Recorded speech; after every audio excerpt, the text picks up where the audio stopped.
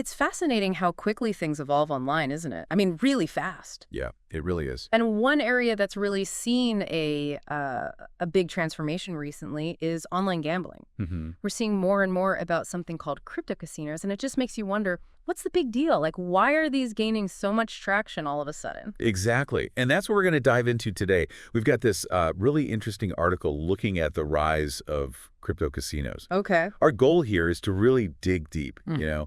understand the fundamental shifts that these digital currencies are bringing to the whole online gambling scene. We'll look at the clear advantages, but also some of the things players probably need to be mindful of. Okay, let's unpack this then. So for ages, playing in an online casino meant, signing up, giving your credit card or bank details, Right, the usual stuff. and of course the casino would take its cut.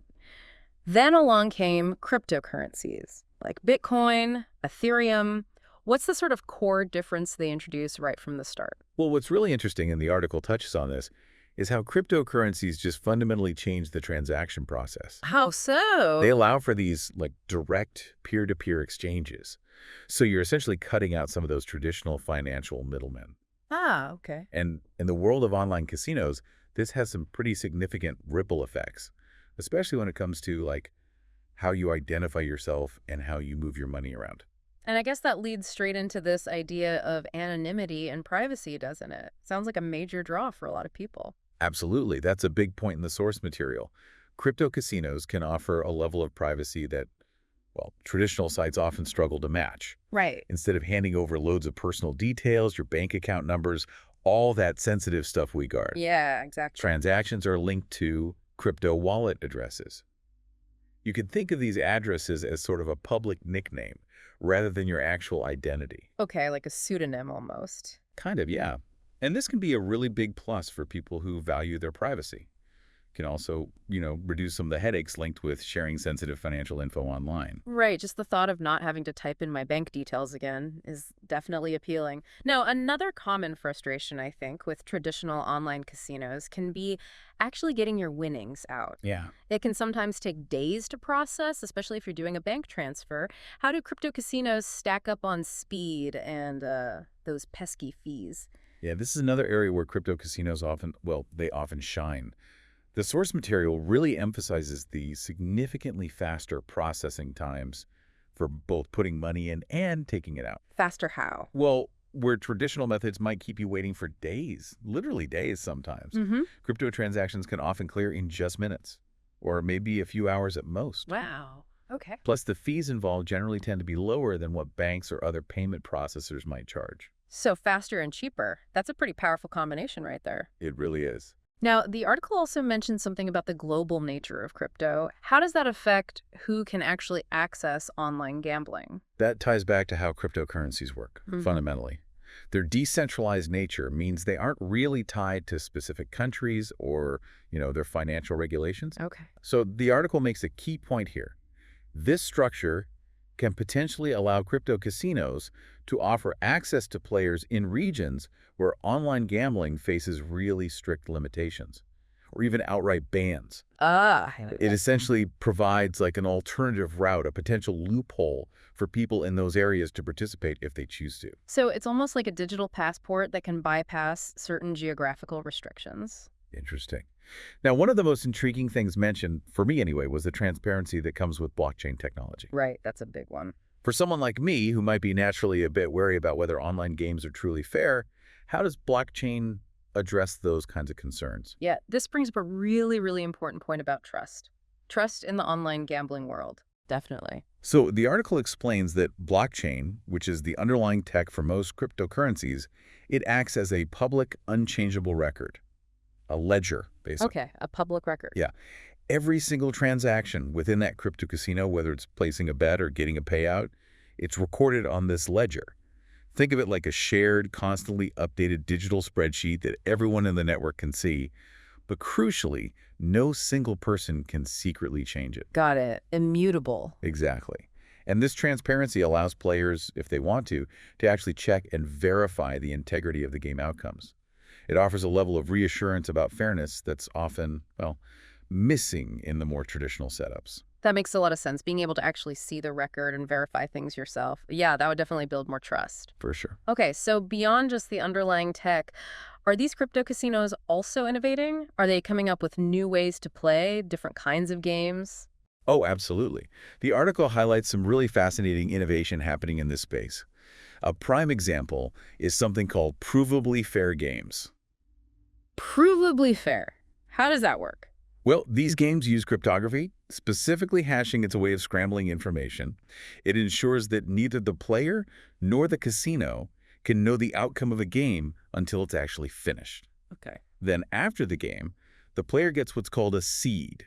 They can use this seed to independently check the fairness of that specific round against the initial scrambled result. It's like having a way to double-check the casino's work after every single game. Huh, that's pretty cool. So you can actually verify it yourself. Exactly. And we're also seeing the integration of decentralized finance concepts, DeFi. Like what? Well, for instance, some crypto casinos let you stake the tokens you've won, like your winnings, to potentially earn more, a bit like earning interest on savings. Others might feature games where the in-game items are actually unique digital assets, NFTs perhaps, kind of like digital collectibles with potential value even outside the game itself. Provably fair really takes that transparency idea to a whole new level then. So you can essentially hold the casino accountable game by game. That's the idea, yeah. Now look, we've talked a lot about the upsides, the cool new features. But the article also makes it pretty clear that there are potential downsides, risks to consider with crypto casinos, right? Yes, Yeah. absolutely. Hmm. It's crucial to have a balanced view here. The volatility of cryptocurrencies is, well, it's a major factor. Right, the price swings. Exactly.